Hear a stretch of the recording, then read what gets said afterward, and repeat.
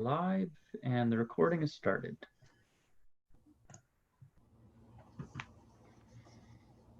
Welcome, folks. I see the event quickly filling up here, so we're just going to give it a couple minutes for everyone to get logged in, and then we will start without delay.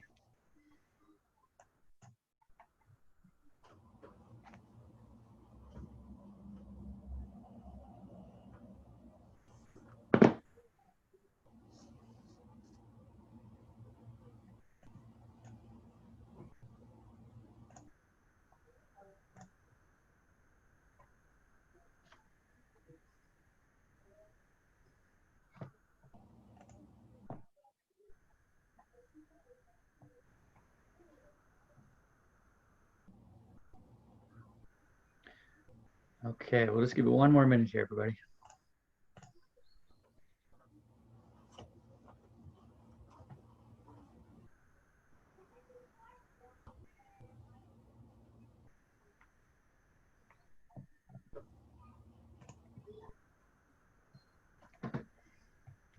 Okay, we are going to get started here. So welcome, everyone. My name is Matt Pitcairn, and I'm the President and CEO of the Richmond Chamber of Commerce.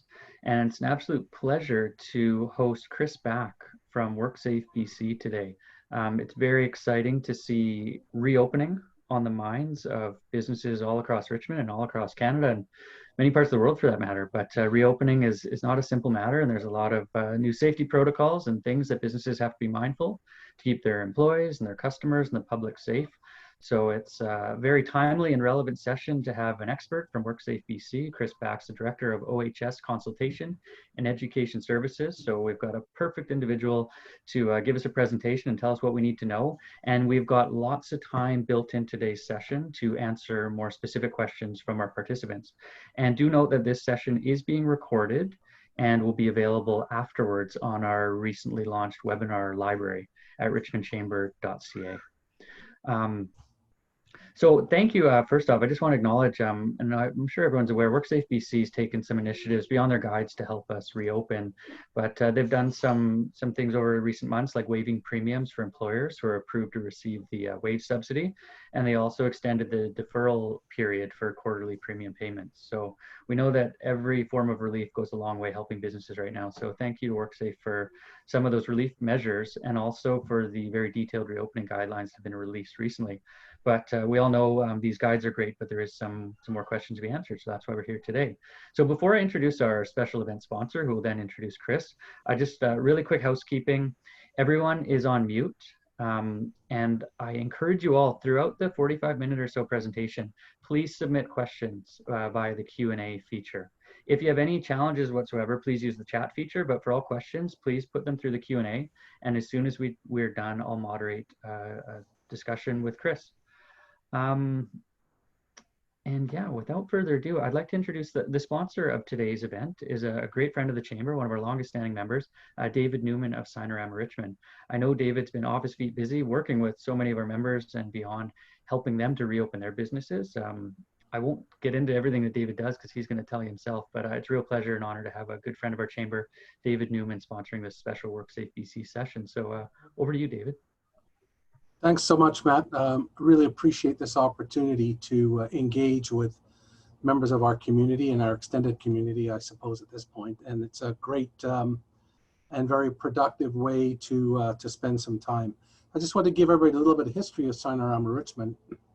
I'm a resident of Richmond, and we've been in business here for 13 years, servicing not only Richmond, but many parts of the Lower Mainland.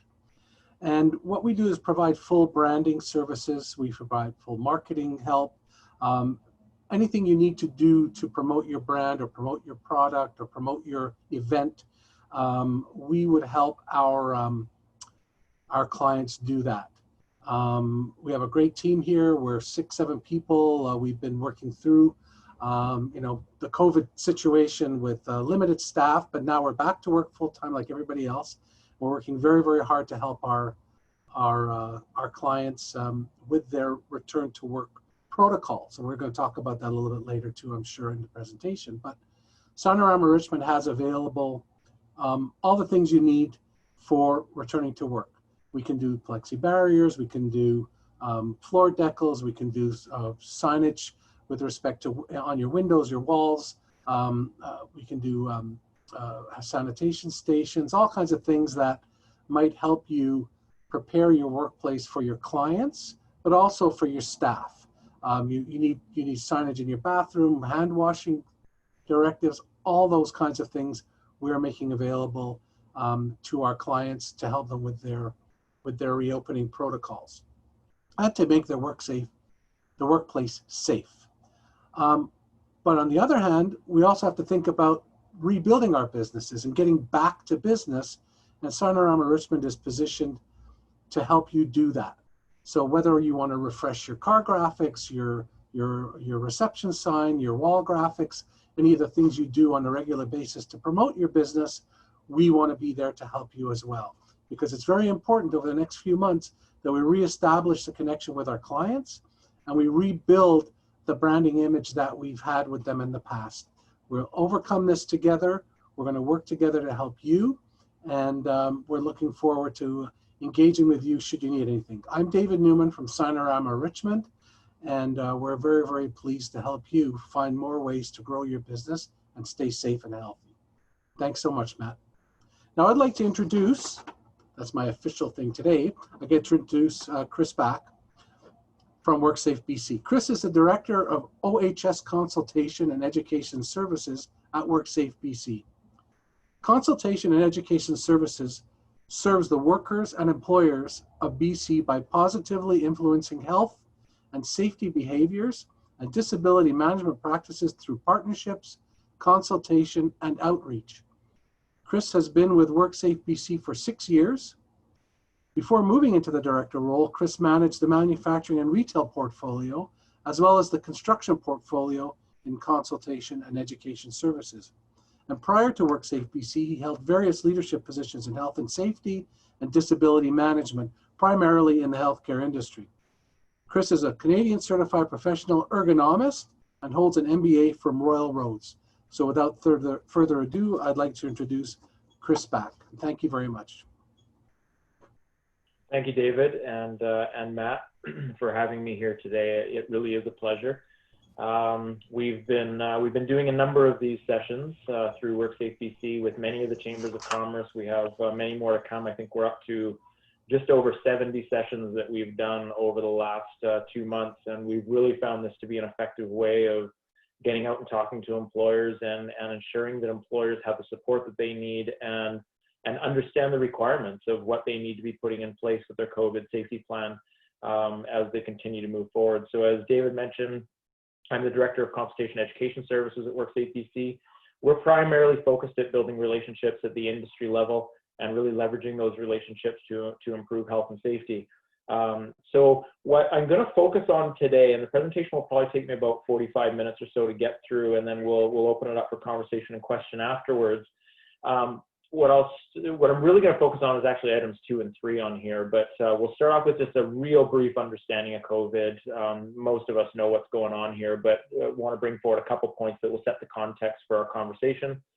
And then most of the presentation will be focused on how you develop your COVID safety plan as an employer and really using that safety plan to control the risk of exposure in the workplace. I'll then show you how to access information on our website if you haven't found it already.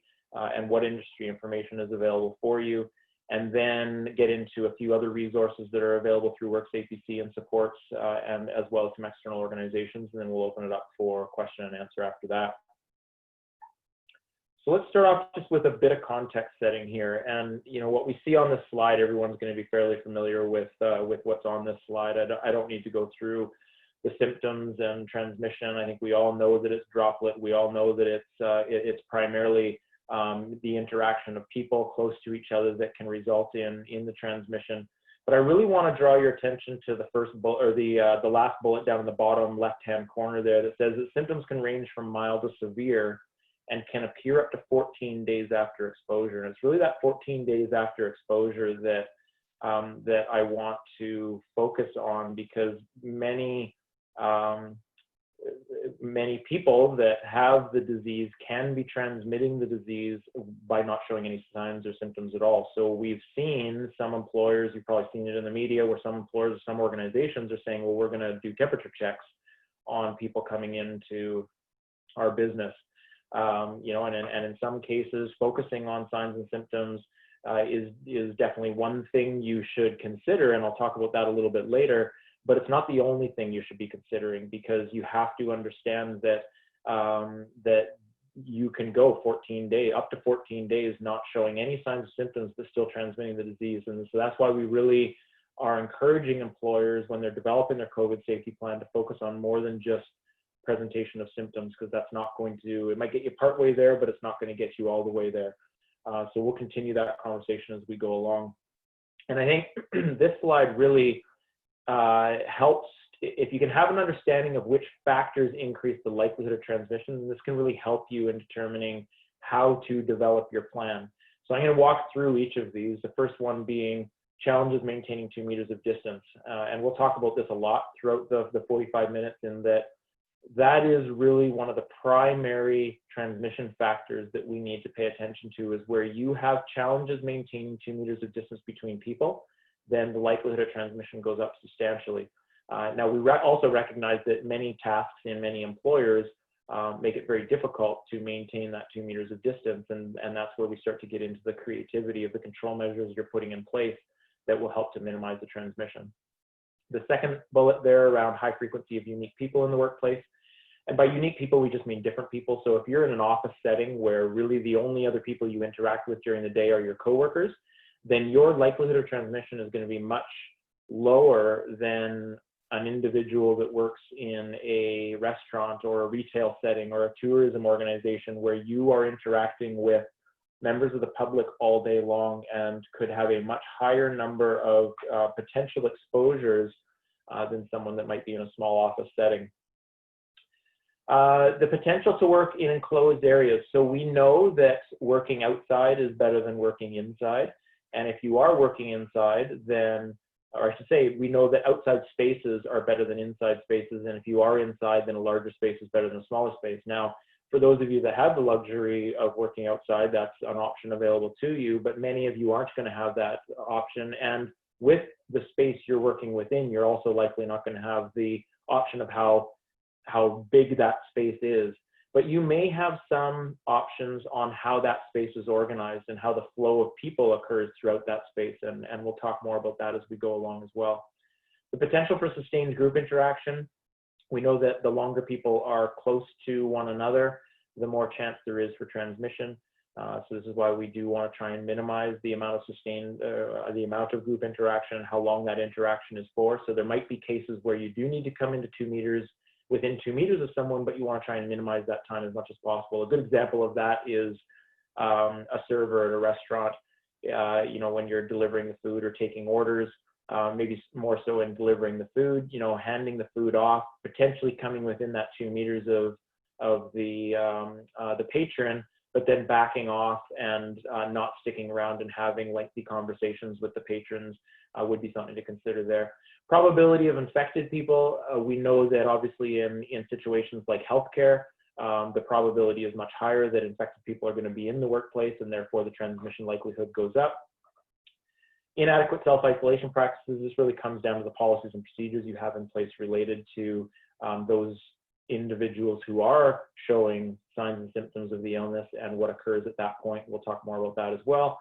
And then the last point there around contact surfaces. We tend not to focus on surface contact all that much, particularly with those surfaces that aren't touched all that frequently throughout the day. An example that comes up was actually a number of weeks ago, as we were starting to restart everything, was in a retail setting. If someone tries on a piece of clothing like a sweater or whatever it might be, is it expected that the business needs to then quarantine that sweater for a day or 2 days to let the virus die before putting it back out on the rack? And we're not recommending that is necessary at this point in time. We do not feel that there's a high risk of transmission for those items that are touched on an infrequent basis. But there is a higher likelihood of transmission on those surfaces that are touched regularly. And this might be things like light switches or door handles or countertops or credit card machines or whatever it might be. So we'll talk about that as we go ahead as well. So hopefully this kind of sets the context that these are the factors that increase the likelihood of transmission. And you'll see this come out as we talk about control measures and what you should be considering as an employer, because it really all comes back to what you see on this page. Now, if someone in your business is experiencing signs and symptoms of flu, then they should be immediately informing their supervisor, physically distancing from their colleagues and leaving the workplace, and then seeking medical advice as appropriate. Obviously 911 if it's urgent, 811 if it's not urgent, and then following the direction of the healthcare providers at that point, on whether or not you should be self-isolating, on whether or not you should go in for COVID testing. And if that COVID testing is positive, then there will be contact tracing that occurs. So you as the employer, if you have an employee who does end up going in for a COVID test and having a positive test, then the public health office will reach out to you as the employer. They will do that contact tracing, and then you would essentially take the direction from them at that point in time. Now, the individual that is experiencing the symptoms, they would need to be following their healthcare providers as well in terms of when it's best for them to return to work. So I know there's lots of questions that come up along these lines, and happy to dig more into this if questions come up at the end. But let's jump into where I think we really get into, I guess, the practical aspect of what we're talking about here, and that is in developing the COVID safety plan. And just to outline your requirements as an employer, I thought I would start with the order that was written on May 15th. So on May 15th, the Provincial Health Office issued an order that essentially requires all employers in the province to have a COVID safety plan. Now, I'll create some context around that what do we mean by every employer in the province, because there is some scope questions that come up related to this. And essentially, it's every employer that is required to be registered with WorkSafeBC or falls under WorkSafeBC's prevention mandate. So I'll give you some examples of those employers that may not fall under this order. And I say may not because a lot of times this is not an easy black and white answer and may require follow-up. But federal jurisdiction, for example, rail, airlines, trucking that is interprovincial, if they fall under federal jurisdiction, they are not required in BC to have a COVID safety plan, or owner-operators as well.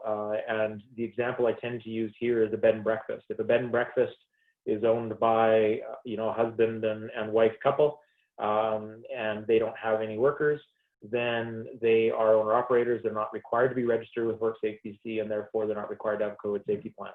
Now, if you're not quite sure if you need to have one or not, best that you call us.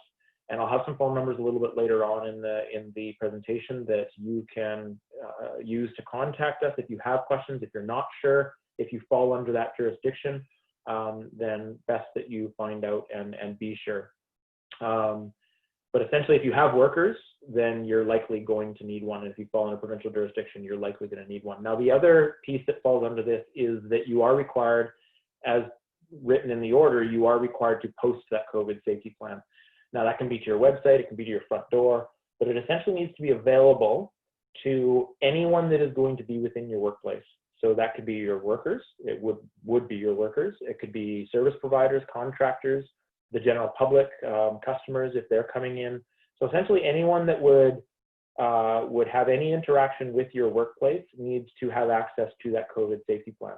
Now, it doesn't mean if you're a large operation and you've created a plan that's 50 pages long and you have it in a binder, you don't necessarily have to post that 50-page document to your website. You don't necessarily need to post it to your front door. You might have a summary, but there does need to be access to, anyone who asks needs to be able to access your COVID safety plan to see that you are putting measures in place that's going to protect the people that are utilizing your services. And the last thing I'll say on this slide is there's a misperception that employers need to send their plan to WorkSafeBC for approval before they can continue operations. That's not the case. We're not reviewing plans or approving plans. We only have 300 officers. There's 250,000 employers in this province. We would end up becoming a bottleneck for that, and it just doesn't make practical sense for us to review plans before employers can open their doors. That would create other challenges that would be very difficult for us to overcome. So we have to have trust that employers through these presentations like these have an understanding of what they need to be doing and will put together their plan. Now, if an officer does come and knock on your door and is doing an inspection within your area, then they will ask to see your plan and you will need to produce that plan for them.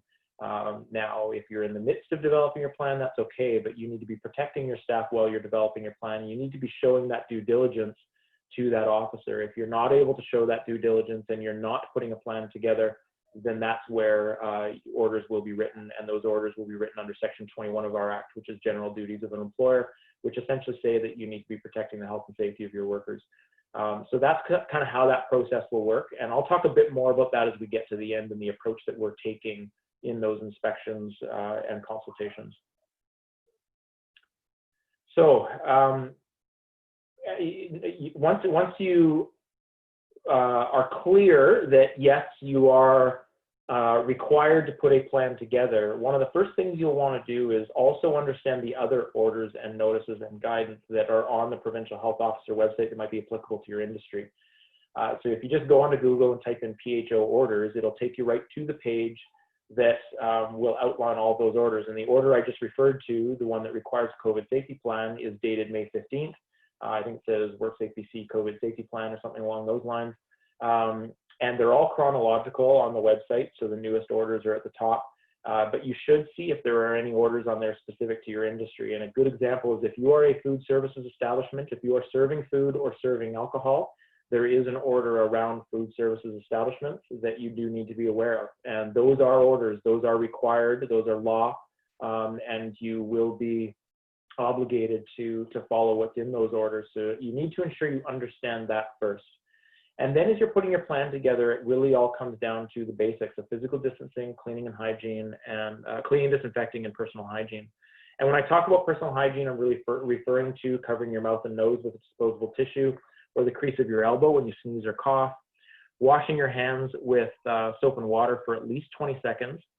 We know that using soap and water is the single most effective way of reducing the spread of the infection.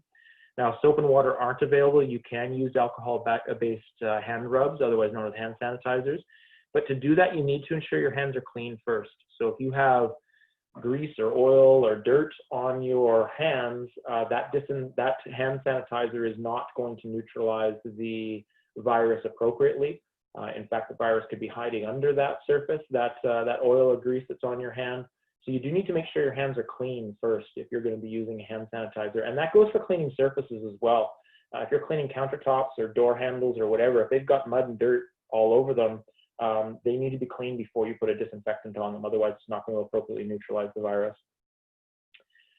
You want to ensure that you're not touching your face, your eyes, your nose, or your mouth with unwashed hands, and also not sharing any food, drinks, utensils, or other items within the workplace.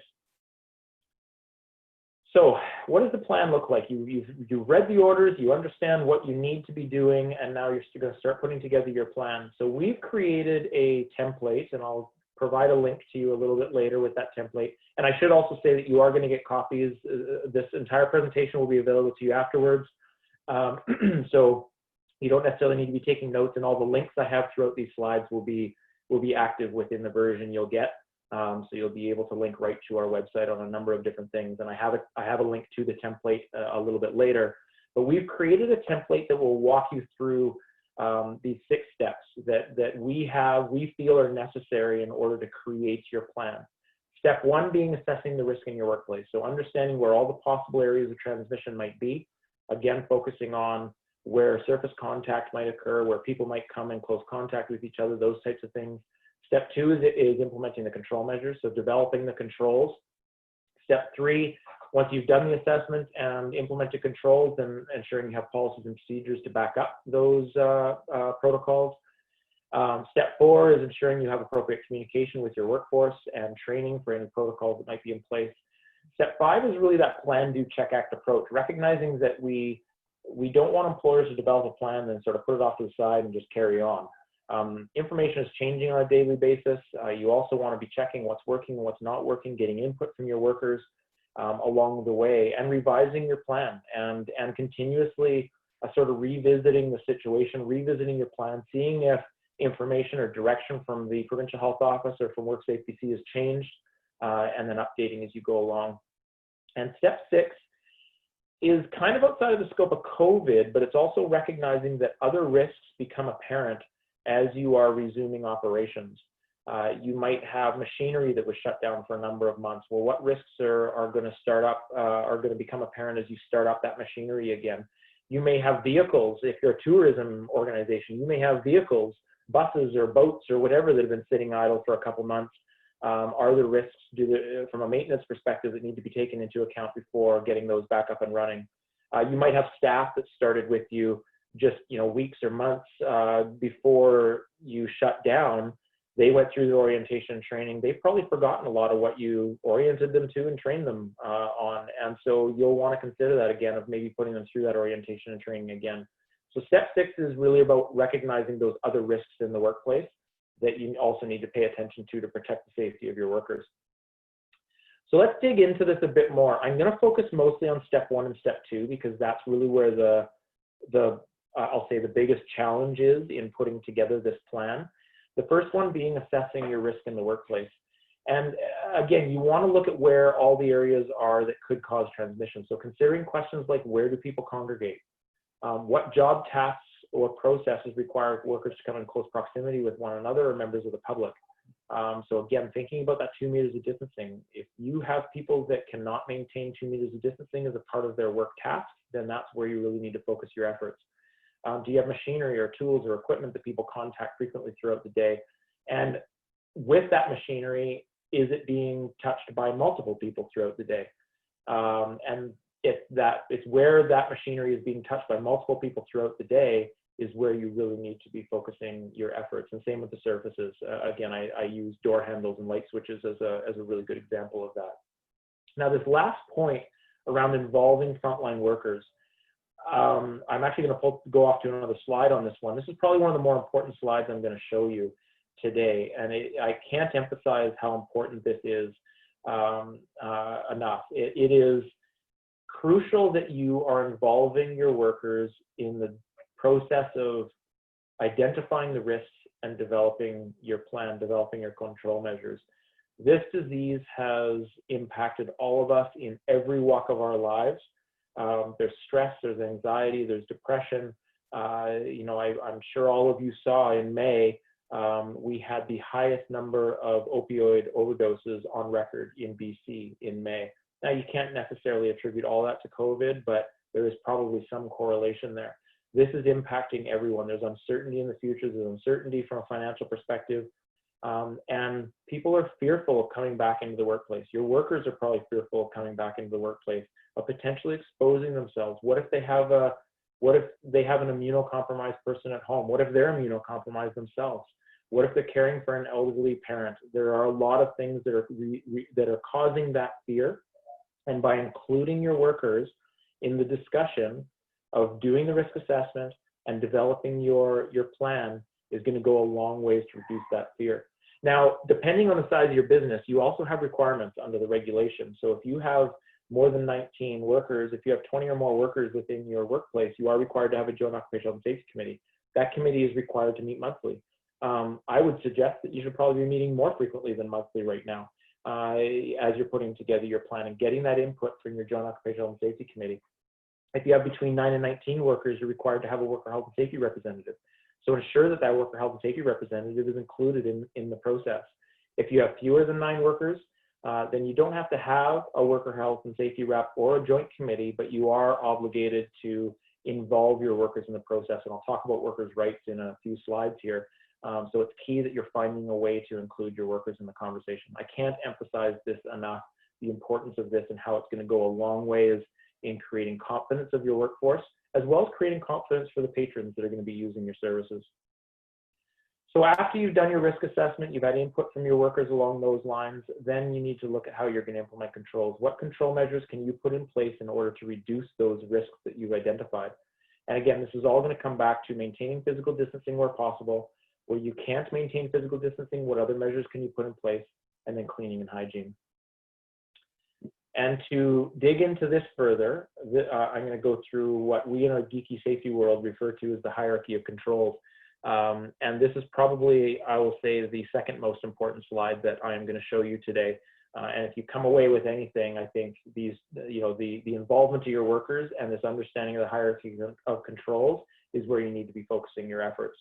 And really what this shows you is it's a reverse pyramid. Those at the top of the reverse pyramid are more effective than those control measures at the bottom of the reverse pyramid. And I'm actually going to jump to the bottom first, and that's PPE, and that's personal protective equipment. This is where we're talking about masks, non-medical masks, gloves, gowns, face shields, whatever it might be. PPE, and this isn't just related to COVID, this is the hierarchy of controls for most of what we see in safety. PPE is considered to be the lowest level of protection. And interestingly, many people, members of the public, workers, employers, jump immediately to PPE as well. You know, if we're all wearing masks, then we're going to be safe. And I think some of that education and knowledge is starting to change as the weeks and the months go on here. But definitely people jump to PPE as the control measure that they should be using. It's not enough. And if an officer comes out and has a look at your workplace and sees that all you've done is given all your workers masks, that's not going to be adequate in putting together a plan. There's absolutely situations where PPE might be needed. And I'm going to talk about one of those examples in a moment here, but you need to be considering those control measures higher up on the hierarchy. And let's start at the top here, which is really, it's elimination. It's the first level of protection. It's the most effective. And with regards to COVID, we specifically refer to the 2 meters of distancing here, because if you can maintain 2 meters of distancing between people, then what we are finding is that eliminates the majority of the risk. Yes, there's going to be some potential risk. It's not all going to go away. There'll be some risk with surface contact and potentially some risk with transmission through the air, but that 2 meters of distancing is seen as a primary control measure, which really eliminates the majority of the risk. So how can you potentially rearrange your workspaces, reschedule some of your work tasks, have occupancy limits, establish occupancy limits for how many people can be in your workplace? If you have the luxury of people working from home, then have them work from home. That can absolutely work in this situation as well. Now, if you are unable to maintain 2 meters of distancing, as I said, there are lots of work tasks that you won't be able to do that, then start looking at some of these other control measures. So down to the second level, which is engineering controls. These are typically control measures that are at the point of the risk. And we use the example of plexiglass barriers or any barriers really. You know, you go to a grocery store and you see a barrier between the cashier and the individual purchasing their groceries. And that barrier creates a shield essentially. So as the droplets are coming out of your mouth, they hit that shield and they don't transmit across to the other individual and allow them to breathe that in. Now, it's not always going to be practical, but where you have the ability to implement some sort of physical barrier between people, it doesn't have to be plexiglass, then this is going to be an opportunity for you to significantly reduce the risk. Then we go down to the third level of control measures. These are administrative controls. These are going to be the rules and the guidelines and the policies and the procedures that you're going to put in place. A good example of this, again, using that grocery store example, because most of us have to go into a grocery store at some point. You sometimes see arrows on the floor creating flow throughout the aisles so that you try and get people to go in one direction as they're purchasing their groceries. The reason these are the third level of protection and less effective than engineering controls and elimination is because you require the behavior of individuals in order for these ones to work. And you can't control anyone's behaviors other than your own. So you've probably been in a grocery store where you're doing the best you can to follow those arrows and someone walks the opposite way and crosses you within that aisle. This is why these control measures are less effective, is because you can't control how someone is going to follow those rules and guidelines that you put in place. But they should still be in place, and you should be looking at things like the flow of people throughout your workplace is a great way to do this. Your cleaning protocols, you might want to have posters up that are going to remind people to be using good hand hygiene, things like that. So a combination of elimination, engineering controls, administrative controls are going to be the most effective. I do want to talk a little bit more about PPE though, because there are situations where PPE is going to be needed. But before I get there, I just want to mention that with masks in particular, you know, most of the medical masks, which would be considered the N95s or respirators or other things along those lines, they are really being held for healthcare and other high-risk situations. Most employers are not going to have access to that level of masks, and then therefore you have surgical masks, non-medical masks, maybe even face coverings. There are situations where this could be helpful, but you have to understand that when you're using these non-medical masks, you may provide a little bit of protection for yourself, but you're really protecting other people from your droplets. So for this control measure to be effective, if you have a situation where you've got 2 or 3 workers working within close proximity of each other, they all need to be wearing masks to be protecting each other.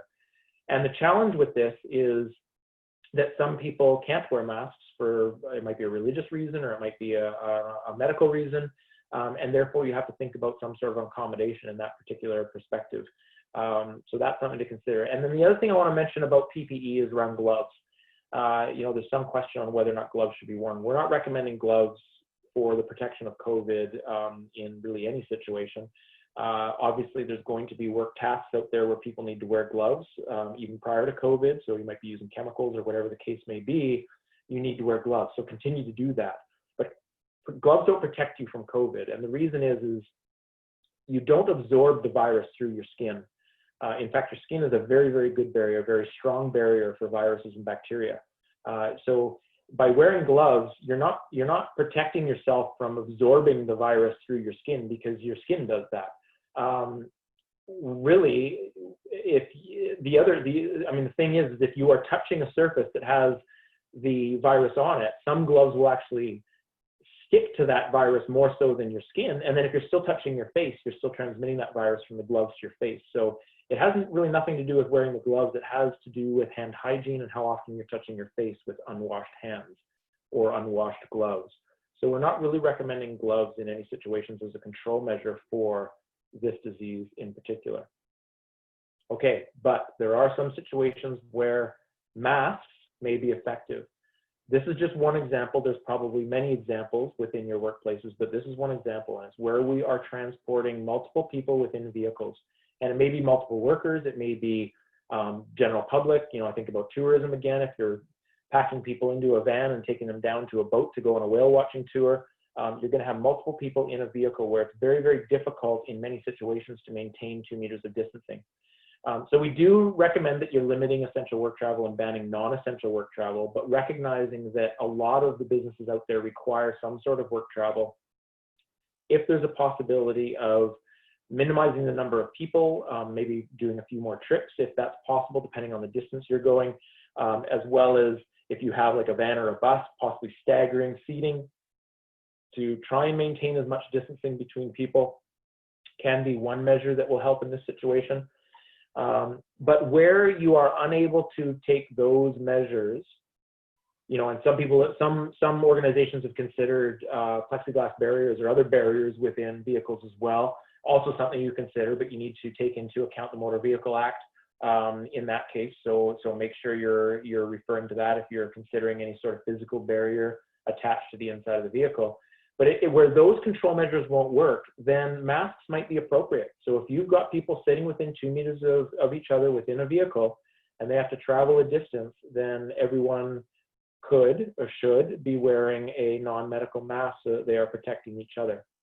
So this is an example of something to consider when it comes down to masks. And there's probably many examples of this where masks might be the appropriate control measure for that particular task. Now with vehicles, we should also mention that cleaning and hygiene is really important. So if possible, having wash stations as you get in and out of the vehicle, and then having regular cleaning of the highly touched surfaces like the door handles, the seat belts, steering wheel if the car is driven by more than one person, you know, shift knobs, all of those sorts of things throughout the vehicle, and having a regular cleaning protocol in place. And that kind of leads to my next slide around cleaning and hygiene, and really talking about the enhanced protocols you'll have for cleaning and hygiene, more so than what you likely had before COVID. So providing adequate hand washing stations and ensuring that they're easily visible and accessible for workers. Developing policies around when workers must wash their hands. So when they arrive for work, before and after breaks, after handling cash or other materials, before or after handling common tools or equipment. You want to ensure that you have reminders up around personal hygiene. So maybe hand washing posters in your washrooms or in the lunchroom break areas to remind people that they need to be washing their hands regularly. Supplying the right materials, so having soap and water available, or hand sanitizer, disinfectant wipes, nitrile gloves and garbage bags for those that are going to be doing the actual deep clean, as well as implementing cleaning protocols for all the common and highly touched surfaces. So again, washrooms, shared tools, shared equipment, common tables, desks, light switches, door handles, things like that. And then we do recommend that you're removing shared items that aren't necessary within the workplace.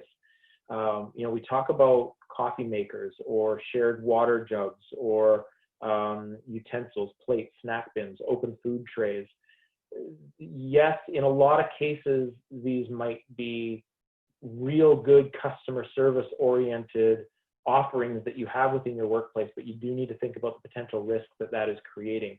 And if you do feel you want to have water available or food available, then have all those things individually wrapped. So provide water bottles instead of having like individual, you know, 500 ml water bottles or whatever, as opposed to having the big water jug where everyone touches the spout to take the water out. Or same with food, instead of having an open tray of muffins, maybe have individually wrapped muffins or something along those lines. But we do recommend that you're removing the shared items that aren't necessary within the workplace. Now, training, supervision, and documentation, that kind of comes up in later steps, but it is important that with all these cleaning and hygiene protocols you're putting in place, that your workers are trained, there's adequate supervision in place, and that you have it documented within your plan. So step 3, you've done your risk assessment, you've developed your plan, you now need to make sure you have policies in place. I talked a bit about the policies related to the hand hygiene when you're expecting workers are going to be washing their hands, but you may also want to have policies in place related to when people are coming into work. So ensuring that workers understand they should not be coming into work if they have signs or symptoms or if they've left the country within the last 14 days. If they are at the workplace and have those symptoms, that they're being sent home and that they will be sent home. You may also want to have policies in place related to the general public. You know, if you are a personal services establishment like a barber shop or a nail salon, you may want to call out to your clients the day before their appointment and say, hey, are you experiencing any signs or symptoms? Have you been out of the country in the last 14 days? And if the answer to that is yes, then they should be rebooking their appointment to a later time. Step 4, again, communication and planning. Hopefully you will have included some of your workers during the process of developing your plan. Not necessarily all workers will have been in that conversation, so you need to make sure that it's adequately communicated to all your workers and that you have training in place for any protocols that you've put in place, posting signage, ensuring the supervision and monitoring as things go along. Step 5 is, again, that plan, do, check, act approach, just continuing to revisit your plan, ensuring that you have an opportunity for workers to bring forward any concerns that they might have. And then step 6, I kind of talked about already, just making sure you're not taking the eye off the ball of any other risks in the workplace. There's still lots of risks out there that can lead to serious injuries, illnesses, and fatalities. And we want to make sure that you as the employer are continuing to control for those risks as well. Now, I mentioned earlier that we have a template on our website that you can use. It's a fillable PDF that you can download. The link is right there. You may notice down in the right-hand corner there, it says page 1 of 9. Try not to be overwhelmed by that. Most of it is blank space that you can enter in your own information. But it is a checklist approach here. It really does walk you through the 6 steps, step by step, and ensure that you essentially covered your bases on putting that plan together. Now, the individual specific protocols that you're going to put in place, the control measures, are going to be up to you, but this helps to guide you through that process. Now, you don't have to use our plan. It's not a requirement to use our plan, but officers are going to expect to see that you've given consideration to the 6 steps. So you can take your own approach to doing those 6 steps. You can tailor this any way you want, but you need to demonstrate that you've gone through these 6 steps if an officer was to ask. So I do recommend at least taking a look at the template and potentially using that as your guide. So you developed your plan, you put it in place. You also need to understand that your workers have responsibilities here as well. And this is important. You have responsibilities as an employer under Section 21 of the Act. Workers have responsibilities under the Act as well. And in this case, they need to know when not to come into work. They need to follow the preventative measures that you put in place, practicing physical distancing, cleaning and disinfecting, and personal hygiene. They also, just jumping down to that last point, I'll come back to the refusal of unsafe work. I mean, everyone in the public should be minimizing their exposure while outside of work.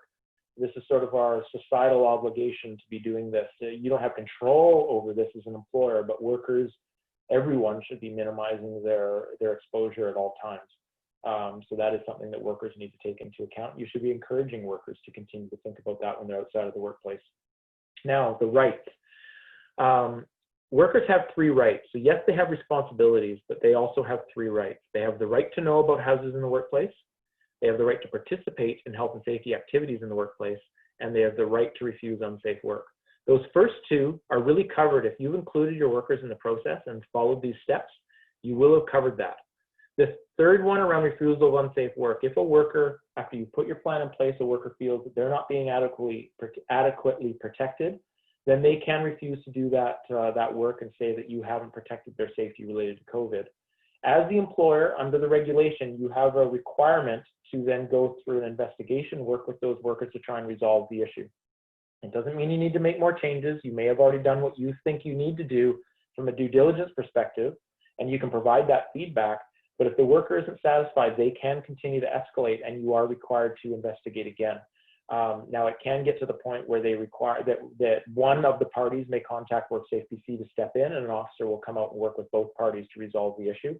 But there are requirements for you as the employer before you get to that point. So ensure that you understand that component within the regulation.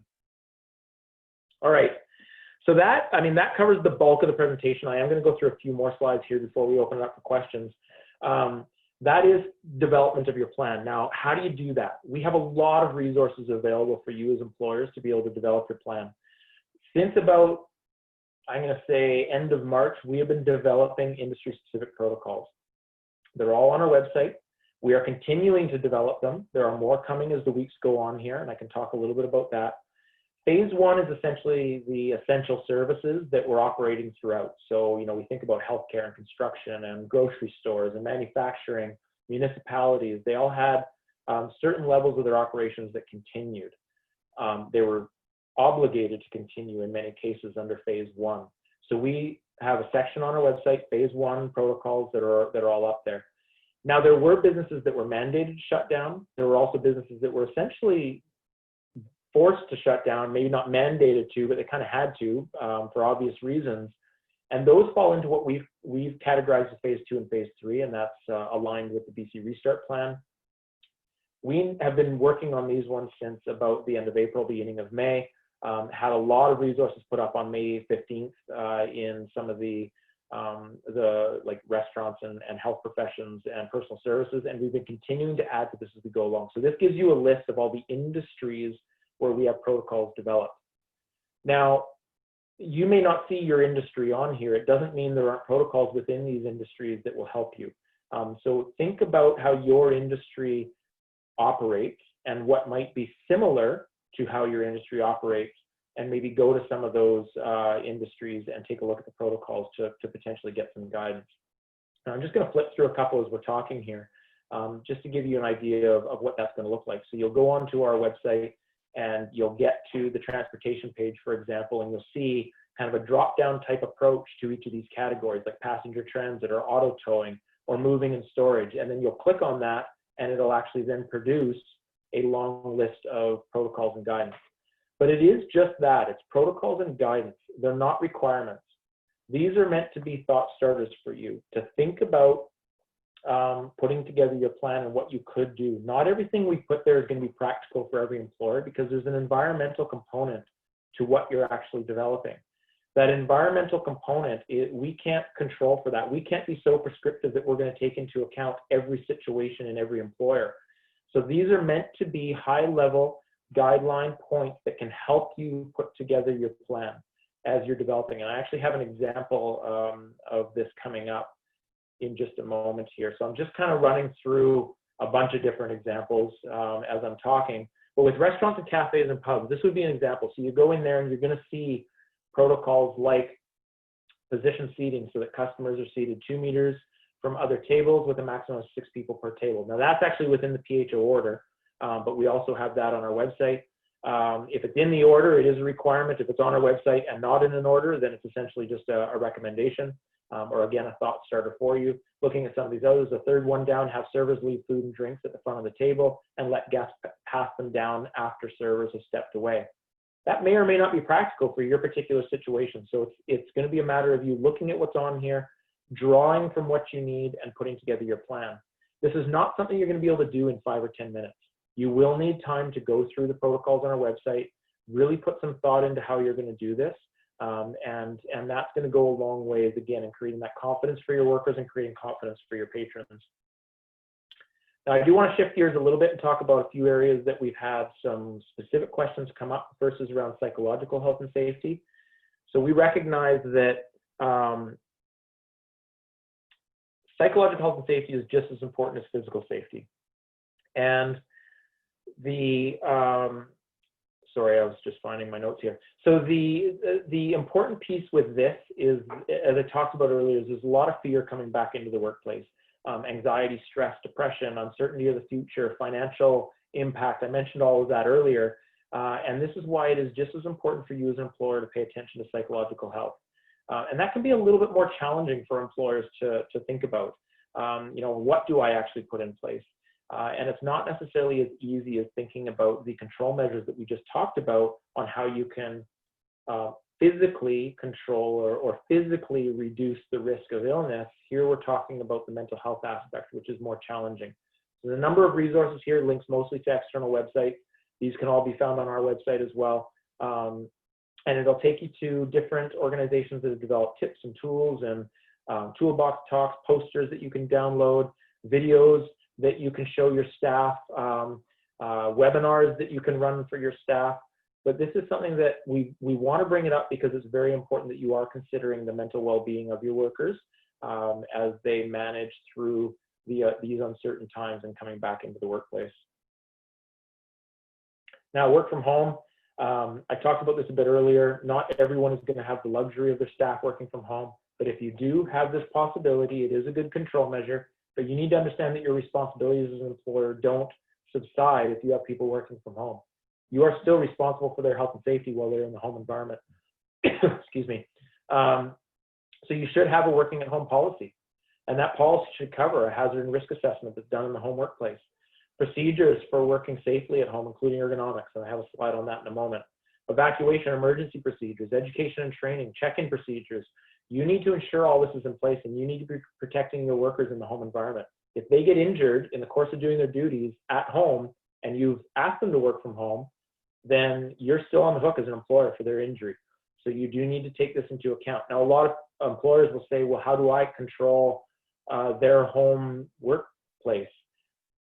This is where you need to work with them, particularly along the lines of the hazard and risk assessment. We have some resources here that you can link to on our website that use a kind of a checklist type approach. Have your worker, you know, sort of talk to them about that checklist, have them go through and do that inspection of their workplace, of their home, and then have another phone call with them or a Skype meeting or whatever, and talk about what they've put in place to ensure that their safety is taken into account while they're working in the home environment. Now, the primary risk is going to be around ergonomics. So musculoskeletal injuries, back pain or neck pain or shoulder pain from being on a computer all day long. This is, you know, other than maybe the emergencies like a fire or something along those lines, this is where we need you as employers and workers to focus. And we have a link down at the bottom there to a resource called How to Make Your Computer Workstation Fit You. It's an excellent resource, very easy to walk through. You should understand it as an employer. You should give it to your workers so that they understand it. Have them set up their workstation using the principles that are in that guide. And then again, have a phone call with them and talk about how they set up their workstation. You know, they shouldn't be sitting with a laptop on their lap, lying in bed or on the couch in poor posture for 8 hours a day. The other thing I want to mention on this one is the breaks and micropauses, sort of the bullet right in the middle of the screen there. It's very easy in a home environment to roll out of bed, come down to your den, get onto your computer and not come up for a breath until dinner time. That's not safe or healthy for you. There should be breaks built in throughout the day. We do recommend the 20-20-20 rule, where people will get up every 20 minutes, stand up from the workstation every 20 minutes, take it for a 20-second stretch break and look 20 feet away from their monitor. And that relaxes your eyes and as well as relaxes your muscles, or at least changes your position somewhat within your posture throughout the day. So what supports are available to you? Again, I've mentioned everything's on our website. This is a picture of our home page. If you click on the blue shaded area with the picture of the virus, it'll take you right to our COVID protocols, again, split up based on phase 1, phase 2, or I should say phase 1 and then phase 2, phase 3. So have a look at those, see if you can find what you're looking for. If you can't find what you're looking for, give us a call. And I talked about this earlier. I said I'd provide you some phone numbers. These are the phone numbers I'm referring to down in the bottom right-hand corner. Our prevention information line is available to you. We have officers on the other end of that line that are answering the call within 30 seconds on average and providing full response to your queries within an average of about an hour and a half, depending on your question, of course. So call us. If you can't find what you're looking for, call us. Now, don't send us your plan. We're not, as I mentioned at the beginning, we're not going to review or approve your plan for you. But if you're having challenges trying to figure out a particular risk, how to figure out how to put a particular protocol in place or deal with a particular issue, call us. We are here to help. And that also leads into what I want to say about the inspections. Yes, we have 300 officers. I also have 25 consultants on my team, or OHS specialists, health and safety specialists on my team, who are out there connecting with employers. We are taking a consultative approach on this. We recognize this is a challenge for everyone. We are helping as best as we can. We are really calling to make sure you understand your obligations, understand that you need to be putting a plan together, asking if you're having any challenges with putting that plan together, helping you access resources as needed. We are really taking that consultative approach. But if you are not doing your due diligence as an employer, and I know no one on this line is in that case, if you're not doing your due diligence, you're not putting a plan in place, that's where the orders are going to come. And that's where you will potentially see an order under Section 21 of the Act. You may even be shut down depending on the particular situation and a stop work order put in place until you have your plan up and running. So pay attention to this, do your due diligence, have your plan in place, and you should be good to go. And we are here to help you put that plan together. Now, here's a number of resources. I'm not going to go through all of these links, but I thought it would be really valuable for you to have access to these links. These are, you can find them all on our website, but there's some direct links here to some resources that will help you. Different posters that you can download and print, guidelines on how to properly wash your hands, how to properly use a mask if you do have masks, how to properly develop a barrier, plexiglass barrier, physical barrier, what the dimensions should be, and things like that. So really great resources here to help you. From a claims perspective, our claim services are continuing to operate. We have lots available for you with respect to this. So I do recommend you take a look. We have a COVID claim specific FAQ document that's there for you. And then some additional resources. There's the BC CDC, the Provincial Health Officer, BC Ministry of Health. I do recommend you take a look at your health and safety associations. If you have one, all the logos are there for you. Industry and employer associations, labor organizations, Small Business BC, which has some great resources, and then the Canadian Centre for Occupational Health and Safety is federal, but they also have some great resources available as well. So that brings me to the end. Before we open it up for questions here, I just want to mention these two email addresses. So we've got my email address there. I can tell you right now my response time is not 30 seconds. So I do recommend if you've got any questions specific to your plan that you're putting together, call our information line. You'll get the fastest response that way. But if you have questions about what I presented today, anything along those lines, you're welcome to email me. We also have our general inbox here for consultation services. That's for my team. Typically, as I said at the beginning, we work mostly at the industry level, so it's usually industry associations contacting us through that way, but you're welcome to send us an email. Again, the fastest response is to call our prevention line and they will help you, but these are ways that we can get in touch with you as well. So Matt, I'll stop sharing my screen now, and more than welcome to open it up for questions. Yeah, thank you very much, Chris. That was a very informative and insightful presentation. And as you mentioned, we will make that widely available to, of course, everybody on the call today, but to our membership and the community at large for that matter. And I did see you have a ton of links and other information embedded in that presentation. So thank you. And to all the folks on the call, please look for this after the event and feel free to spread it to colleagues and people in your network who weren't able to join us. There's some great stuff there. So it's 2 o'clock. We have up to 2:30. I see 7 questions in the that have been submitted. So thank you so much. We're going to cover these 7, I'm sure, in the half hour, no problem. And we'll have time for a few more. So I won't talk anymore, and we'll get through as many of these possible. So Chris, I think you can see them, but I don't know if everybody else can. So I'll read them out loud, and I believe you can probably see them as well. But I'll just start from the top of the list and go down, and we'll cover as much ground as we can. So the first question, Chris, is can you elaborate on businesses being registered with WorkSafeBC in general? How would I know if I'm properly registered with WorkSafe? Yeah, good question. And yes, Matt, I can see them, so so we can walk through those as we're going. Yeah, so I mean, the easiest way. So we have an assessments group, quite a large group actually within WorkSafeBC that manages all the insurance side of what we do. So if you're unsure if you're supposed to be registered with WorkSafeBC, the easiest way is just to give us a call. And you can actually call those phone numbers that I provided there that will go to our prevention line, but they can link you in. You can also go onto our website and just look up assessments, and we have all our contact information on our website, so you can take a look at that, and they will walk you through some questions to determine A, whether you need to be registered, and B, if you're registered properly. So most employers, when they register on our website, they will answer almost like a questionnaire type approach to it, and then you'll sort of self-register into a classification unit.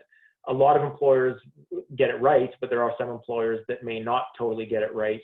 No fault of their own. It's just some businesses don't fall into the boxes that we've created.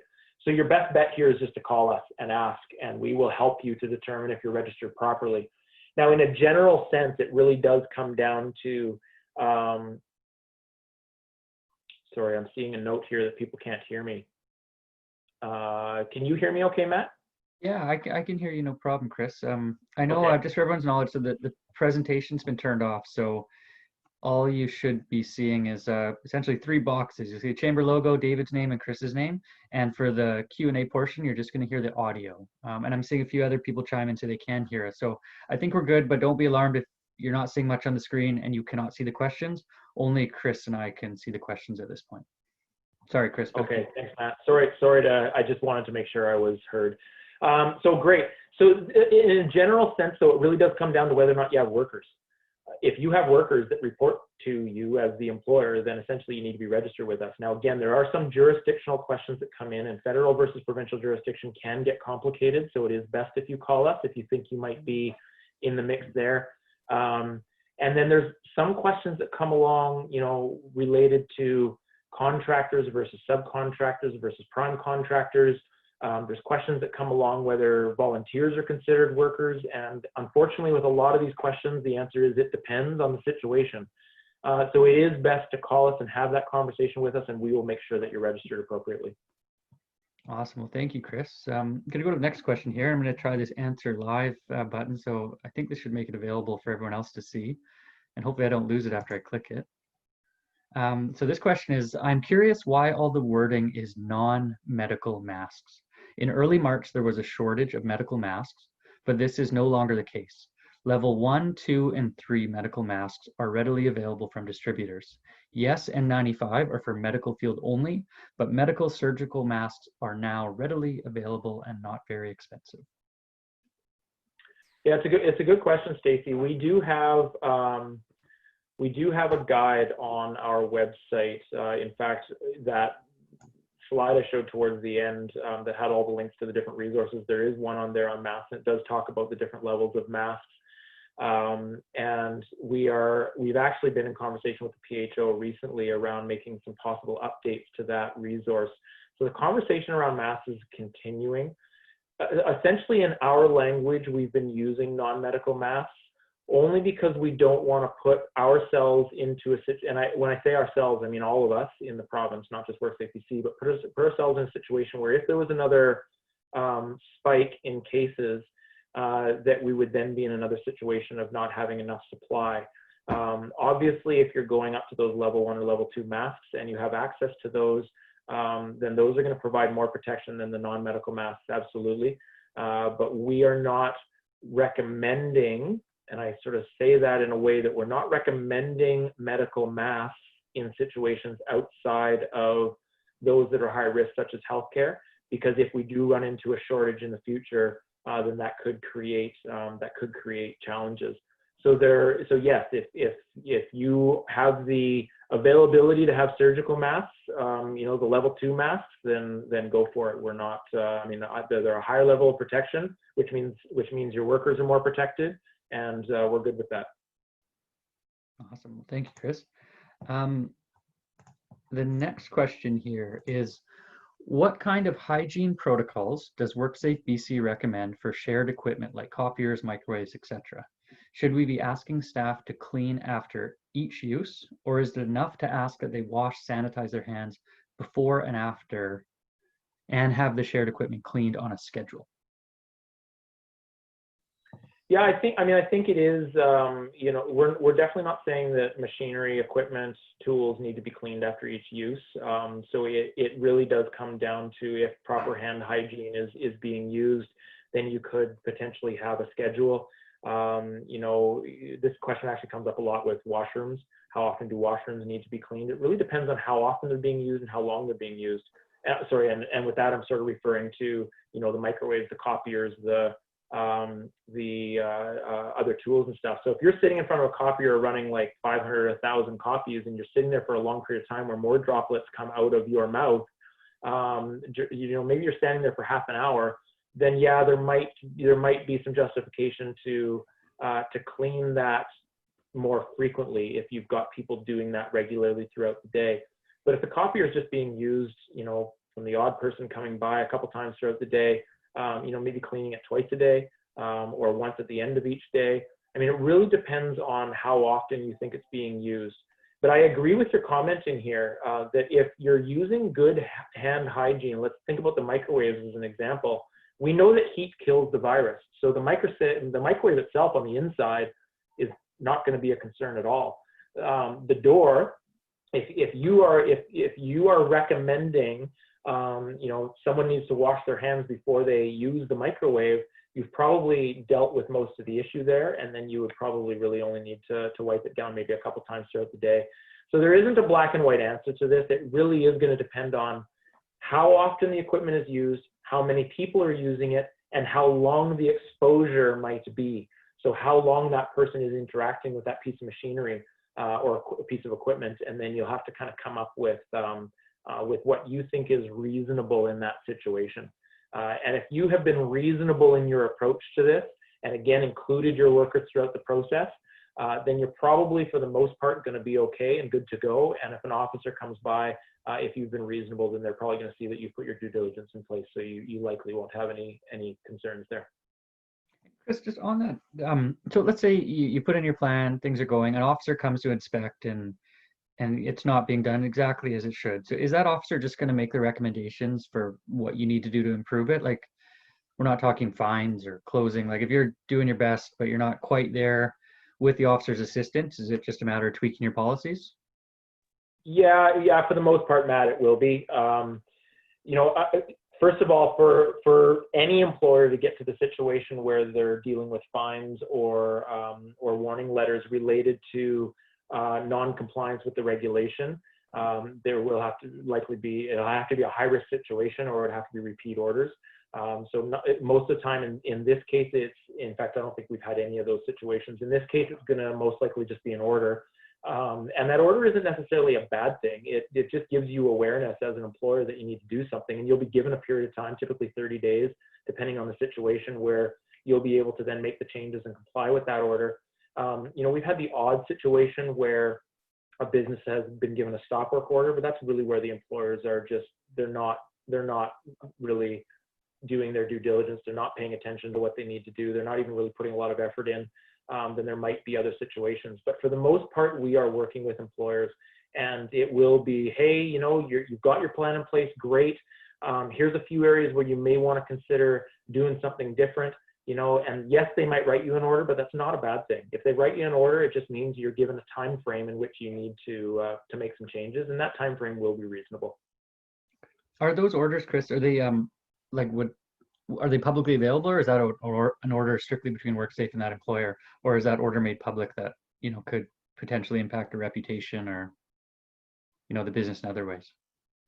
Yeah, the orders, I mean, through FIP requests, we are a public organization, so through FIP requests, they can be made available, but it's not like the orders are put up on our website where someone can just go and search the orders and have and read those. Now, having said that, there are actually, I'd have to check. You know what? That's a good question. I actually take that back. I do believe that there is the ability for people to search that information, but it might only be when it gets to the penalty stage.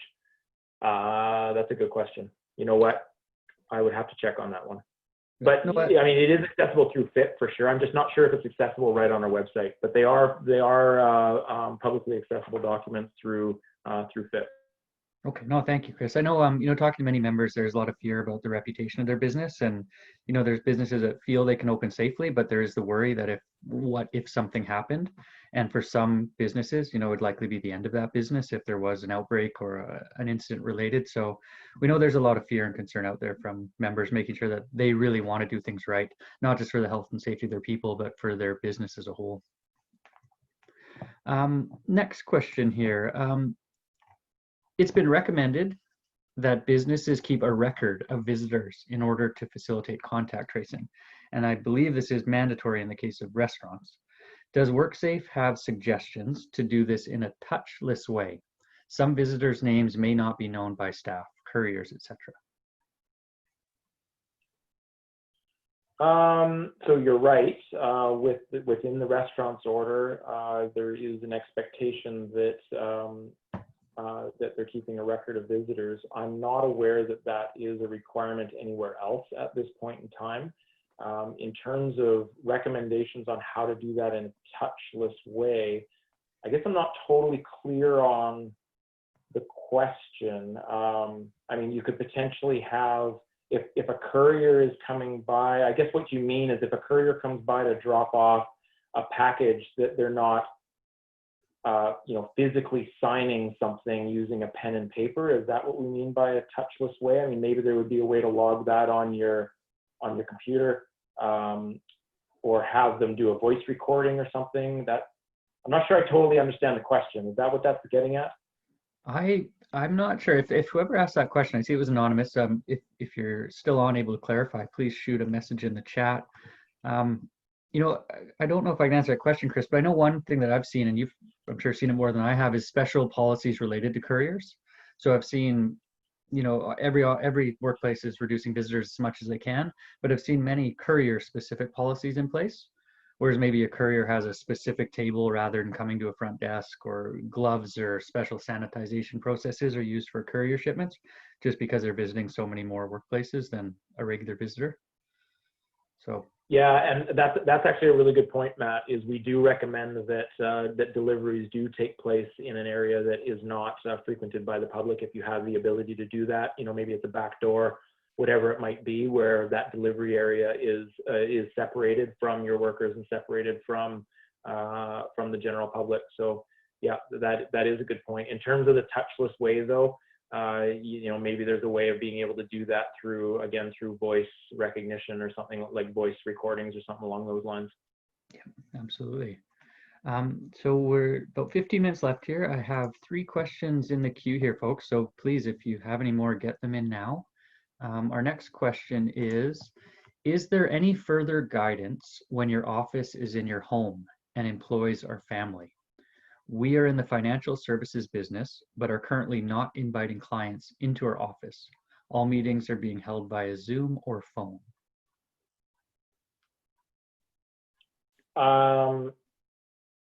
So the piece around there's a few things in here that I'd like to touch on. So the first piece around your employees or family, that depending, and so again, this is where we start to get into the trickiness of how you're registered.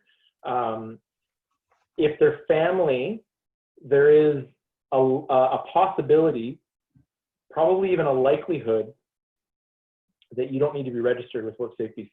So you would not be considered an employer in that case. But again, it's not black and white on that. So I do recommend that you contact WorkSafeBC to see that you need to be registered with WorkSafeBC. If you already know that you do, or if you contact us and you find out that you do, then you are required to have that plan. So then when it comes to sort of the second piece to this conversation, you would be required to have a plan. So you would be required to produce that plan for any of your customers if they were to ask, again, putting that on your website or making it available, I guess not on your front door because no one's coming to your office. But the fact that you are doing all your meetings via Zoom and phone, and you're only interacting with your family members that are in your home already, your risk is is no different than the general public. So your plan is likely going to be pretty straightforward in that case. And essentially your plan is, we're working from home, we're not interacting with people. Your risk is low from the, think about step one, your risk assessment is now basically done because you're not interacting with the general public from a workplace setting. And then your control measure is essentially that you're doing everything over Zoom and phone. So I think you're probably going to be pretty good to go. But the actual registration, whether you're required to have that COVID safety plan, best that you call us and find out if you're not sure. Thank you, Chris. The next question here. I want to know if gloves are important for front desk workers, or hand sanitizer and wash hands as much as, so the question, should frontline workers be wearing gloves, or is hand sanitizer and washing hands just as good or good enough? Yeah, so I would actually say hand sanitizer and washing hands is better. We are not, as I mentioned during one of my slides early on, we're not recommending gloves. Gloves do not protect you. In fact, it likely makes things worse, and I'll tell you why, is because when you put on the gloves, you are going to have a false sense of security. And this kind of goes with masks a little bit too, but we're focusing on gloves here. You have that false sense of security that you think if you're wearing a gloves that you're protected. But again, your skin is a very, very good barrier for viruses and bacteria. You're not going to absorb COVID through your hands. So if you're wearing gloves and you touch surfaces and that virus gets onto your gloves and then you touch your face, it's going to transfer to your face the same way as if you just had hands. So the absolute best solution in this situation is really washing your hands with soap and water. That's number one, but hand sanitizer is a very close second on that if you're not able to have a hand washing station easily accessible. So having hand sanitizer available for you at the front desk is the way to go here. Awesome, thank you. So I've got two more here. Metro Vancouver has some of the most expensive real estate in the world. Not all workers have access to a dedicated home office space that could be modified for ideal ergonomics. In the case that a worker is in a studio apartment or another place where an ergonomic workstation isn't possible, is it better to have them work in the office instead of giving them the option to work from home? This is a good question, and I've had variations of this question in almost every webinar that I've done, and it's a tricky answer. It's an it depends answer, unfortunately. So it's not going to be black and white here, and I'm not going to be able to tell you whether or not it's better to have them in the office or better to have them at home. WorkSafeBC is not going to weigh in on those types of decisions, but what I can tell you, and where the questions usually come on this, is if my worker does not have the right ergonomic equipment at home, do I need to supply it for them as the employer? And the answer to that question, again, you're all going to hate me with this, but it depends. But what I need to say, and what you need to understand as an employer, is that if a worker is doing their work at home and gets an injury, you are on the hook for that as an employer if that injury is accepted. So if they get an injury, they submit a claim to WorkSafeBC, and that claim is accepted because they were doing their duties in the course of their work in their workplace, which you've allowed them to work from home, then you're on the hook for that. And the claims costs associated with musculoskeletal injuries ranges, obviously, but you're talking potentially tens of thousands of dollars here associated with each of those claims. And those claims costs essentially come back to you as the employer down the road. So it's important that you're considering that in the decisions that you're making. Most people nowadays in particular are going to have some equipment in the home environment that they can set up something that, again, using that guidebook that I provided, they can set up something that's going to work. But if you're in a studio apartment and you don't even have a desk or have a chair, all you've got is a bed and a couch and a TV, then yeah, that's potentially going to be a concern if you've got someone sitting working on their computer 8 hours out of the day. So you're going to have to assess that with your worker, and you're going to have to make the best determination of where they should be working from. And in this case, it may be better that they are working out of the office. If you are not willing as the employer to provide them with the equipment, or pay for that equipment, which could be reasonable in that situation, and if they don't have an adequate setup at home. So that's the part of the risk assessment that you're going to have to do in each situation. Thank you, Chris. There's a few more here. Another one on the courier front. Some businesses seem to be sanitizing or quarantining courier deliveries. Is that important? Yeah, so I kind of touched on this a little bit at the beginning when I talked about the example of someone trying on a sweater. We're not too concerned about contact contacts with surfaces that are not touched very frequently or by multiple people throughout the day. Now, it's possible that that cardboard box could have been, assuming it's cardboard, I'm making an assumption here, that cardboard box is touched by multiple people throughout the courier business before it actually shows up at your workplace.